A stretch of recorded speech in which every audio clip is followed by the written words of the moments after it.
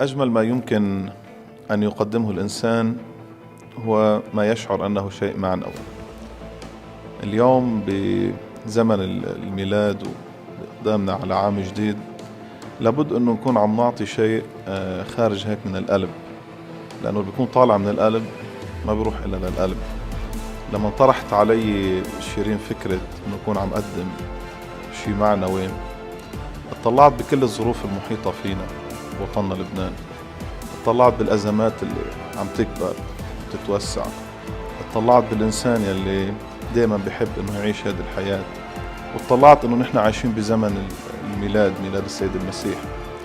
فاخترت شيء عزيز على قلبي، شيء ما بشعر انه هو شيء مادي، بل هو رسالة حياة، لأنه نشأت، تربيت، تنعت وعشت الفكر وحقيقة انه في رجل همه الوطن، همه لبنان، همه انه يكون عم يعطي من دون مقابل، وترك اثر كبير ان كان مخطوط ولا مسموع، جمع بموسوعة. هو الامام السيد موسى الصدر، الامام الوطني، مش امام الشيعة فقط ولا امام المسلمين، هو امام المسيحيين قبل المسلمين، هو امام اللبنانيين يلي نادى بلبنان وطن نهائي لجميع ابنائه. من هون شفت انه فكرة تقدم موسوعة الامام السيد موسى الصدر يلي مجموع فيها كلماته من كنيسة الاباء الكبوشيين الى مسجد الصفا، الى وقوفه في دير الاحمر وشليفة، ودفاعه عن المسجد وعن الكنيسة وصلاته بالفرشوبة، ودعوته اللبنانيين الى السلم الاهلي، واعتباره انه الطوائف بلبنان نعمة والطائفية هي النقمة. بظل كل ما يحيط بنا من ظروف، كانت هذه الموسوعة هي الشيء المعنوي، لأنه أصلا شخصية السيد موسى هي اللي بتعني لي بشخصه، بكلماته. هو مثال الأعلى، هو الرؤية اللي بشوف فيها لبنان، بشوف فيها قدرتنا على المحبة، على العيش الواحد بوطن جميل بتعدد مذاهبه، طوائفه، يلي كل مذهب أو طائفة هو ينبوع مثل ما بيعبر السيد موسى بنص العبارة، وكل ينبوع له تجربته وله ضخه المختلف عن الآخر، اللي بنقدر نصنع صورة جمال لبنان. فمن هون حبيت أقدم لمؤسسة سيزوبيل هذه الموسوعة اللي أخذتها من مكتبتي الخاصة، يلي بتعني لي كتير، يلي أنا كل يوم يمكن بختار تفاؤل بهذه الموسوعة، فباخد جزء معين، بكون من خلال هذا الجزء عم حاول أني أقرأ واقعي حياتي، كيف لازم أتعاطى، كيف لازم أتعامل مع الناس، مع الآخرين، مع مجتمعي.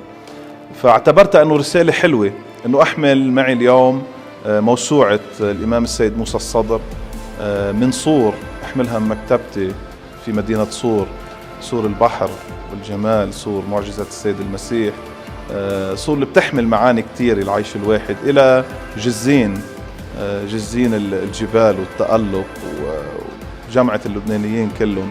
فحبيت أحملها وجيب أقدمها لمكتبة سيزوبيل يلي عن جد هي عم تعطي من قلبها لأجل الإنسان. فالسيد موسى بيقول نجتمع اليوم لأجل الإنسان، وسيزوبيل بيجتمعوا كل المحبين فيها لأجل الإنسان، الطفل المحروم، الطفل الضعيف ليصير قوي، مساعدة الآخر، الإنسانية. فلقيت هذه أجمل هدية بقدر أتخلى عنها، مش لحتى أكون عم أختلي، إنما لأكون عم أكبر بهذا البعد المعنوي والإيجابي. فكل المحبة وكل الاحترام لسيزوبيل، للي عم تقدموا لأهلنا، لناسنا، لأطفالنا، لأحبابنا، وإن شاء الله دايما نقدر نعطي من قلبنا من دون مقابل. هذا العطاء المعنوي هو اللي بيبقى تحية من مركز سيزوبيل، من جزين تحكي إلى الإمام الصدر أن يعود إلينا ليعيش لبنان بأمان.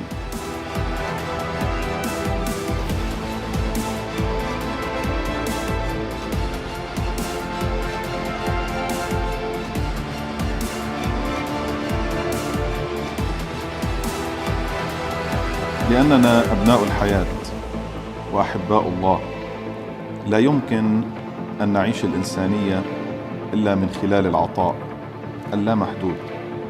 وإذا أحب الإنسان أن يعطي، عليه أن يقدم أغلى ما يملك، حتى يشعر أنه الإنسان المؤتمن في هذه الحياة وعلى هذه الأرض في زمن الميلاد الجميل ونجمة السيد المسيح. أقدم هذه الموسوعة إلى الأحبة في مؤسسة سازوبال من مكتبتي الخاصة، عربون محبة وسلام وشكر على نعمة الله أنه في خدمة الإنسان، كما أرى أن هذا هو المشروع الذي سعى إليه الإمام المغيب السيد موسى الصدر في لبنان. شكرا لكم. ربيع قبيس.